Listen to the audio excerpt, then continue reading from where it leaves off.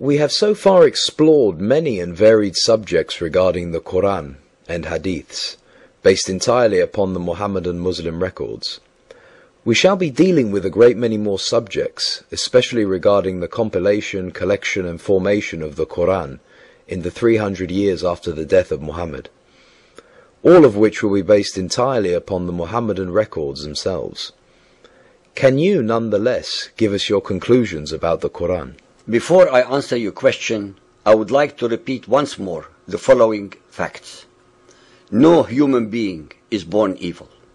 Young children, toddlers' age, before they have had their minds corrupted, indoctrinated and programmed, do not distinguish between color, race, gender, ethnicity, religion or political affiliations.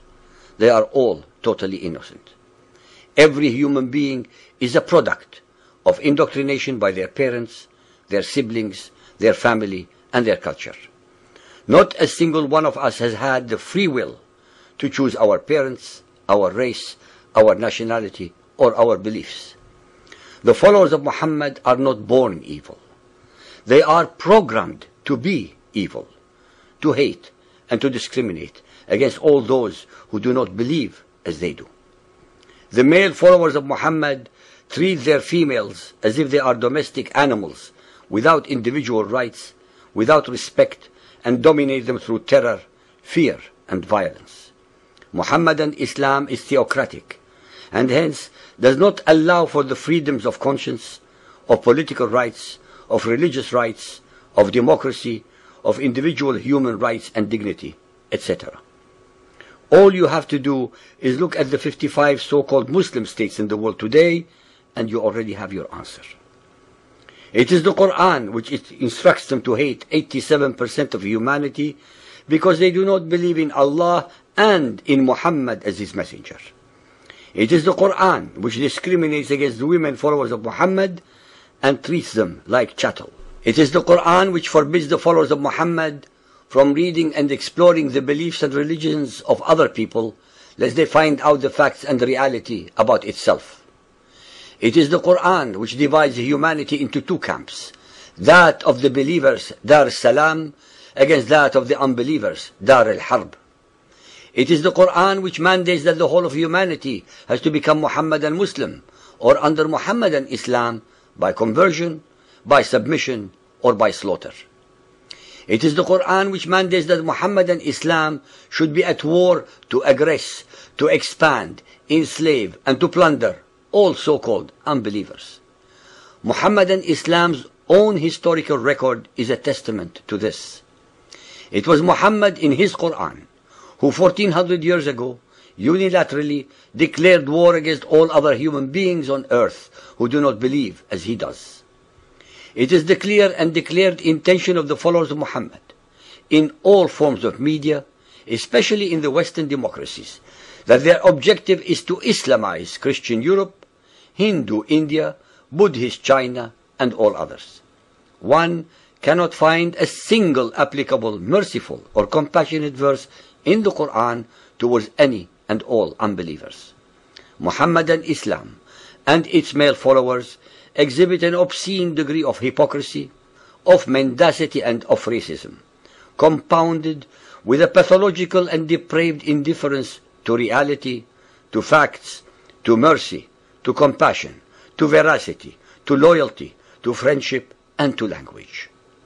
While Muhammadan Muslims in our democracies demand that the rights of religious traditions, they forbid the same rights to Christians, Buddhists, Hindus, Jews, and animists among them. While they are allowed to build many of the most gigantic mosques in the democracies, they forbid the building of any holy places to others. While they demand equal rights under the law in the democracies, they give none to others. While they are allowed and take advantage of proselytizing in the democracies, they would execute anyone from another religion from doing the same in their states. While they are allowed to preach and flaunt the Quran in public in the democracies, they forbid the same to any others under penalty of death.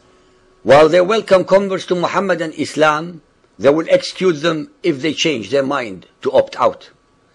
They are explicitly forbidden in the Quran from befriending any Christians and Jews as well as any unbelievers. In most Mohammedan Muslim states, they attack, burn, rape, abduct, force into conversion Christians, Hindus, Buddhists, and others. 98% of all acts of terror in the world today, such as hijackings, suicide bombings, blowing up trains, cars, buildings, etc., invariably against defenseless and innocent civilians in Europe, Asia, America, and Africa are conducted by the peace-loving followers of Muhammad. Islam does not mean peace. In Arabic, Islam means only submission. Submission to Allah. That is why they want the whole of humanity to submit either to Allah or to themselves. They want to drag the whole of humanity down to their level, the abyss of ignorance, of stupidity, of hate, and of discrimination. Muhammadan Muslims are the clones of Muhammad even after 1400 years. The common denominator in all the above has its roots in the Quran. The disease is called Muhammadan Islam.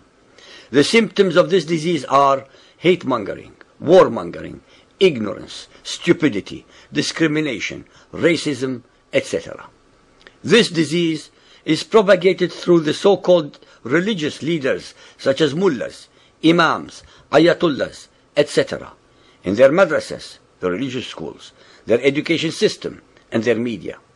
This disease attacks the brain centers of the followers of Muhammad, especially the areas of logic, mercy, and compassion, turning them into zombies, the living dead. The source of this disease is a virulent virus called the Quran. No compassionate and merciful divinity would have produced the discrepancies, hate-mongering, war-mongering, discrimination, historical and character dislocations, mendacities, abnormalities, inconsistencies, time and space displacements, and grammatical errors that permeate the Quranic verses.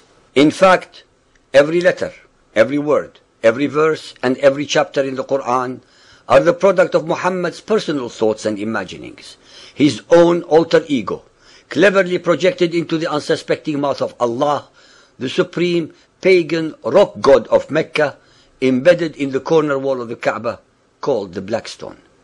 There is, in the final analysis, absolutely nothing divine about the Quran.